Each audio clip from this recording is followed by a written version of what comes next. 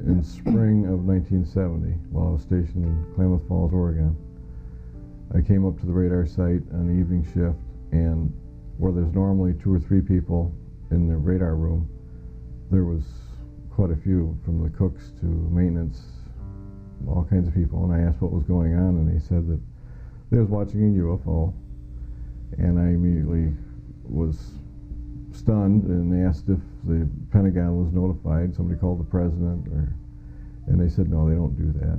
And I said, well, we should call the news media, or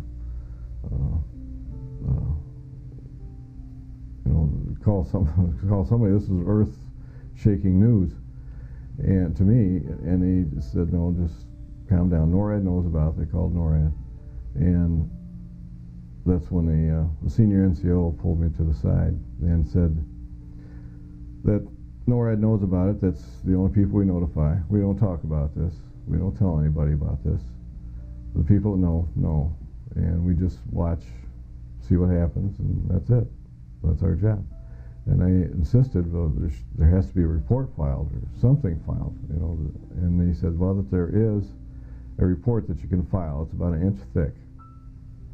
And the first 2 pages is about the sighting. The rest of it is basically a psychological profile of you, your family, your bloodlines, everything. So when the Air Force goes through it, they can discredit you completely by either saying that you was on drugs, or your mother was a communist, or anything to discredit you, and you'd never get a promotion. And I'd spend the next 3.5 years up at the North Pole, living in a tent checking the weather balloons.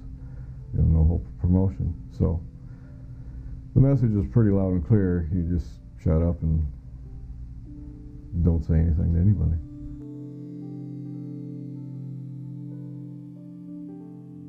It was stationary, wasn't moving at all, and it would slowly lower itself down. It would until it got behind a mountain, so that you lost radar contact. It would stay down for about 15 minutes, and the next thing you knew, it was right back up there. It was up, 80,000, 90,000 feet.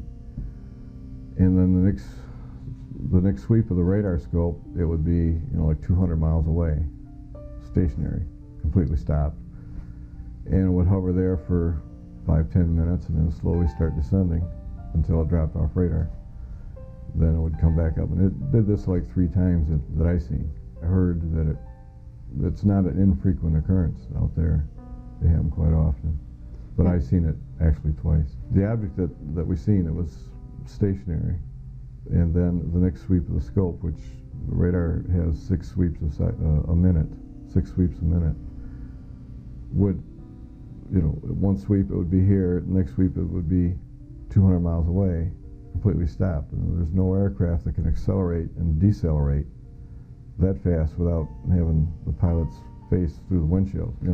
It's impossible for gravity to operate that way. So it was obviously something we didn't have. We never scrambled interceptors on them, so it's obviously something the Russians never had.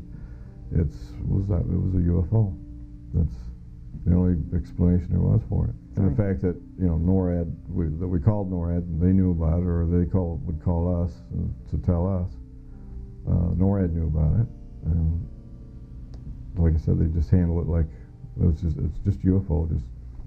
Just watch it and see what happens, but don't take any actions. Don't tell anybody. Don't write it down. Don't disclose it.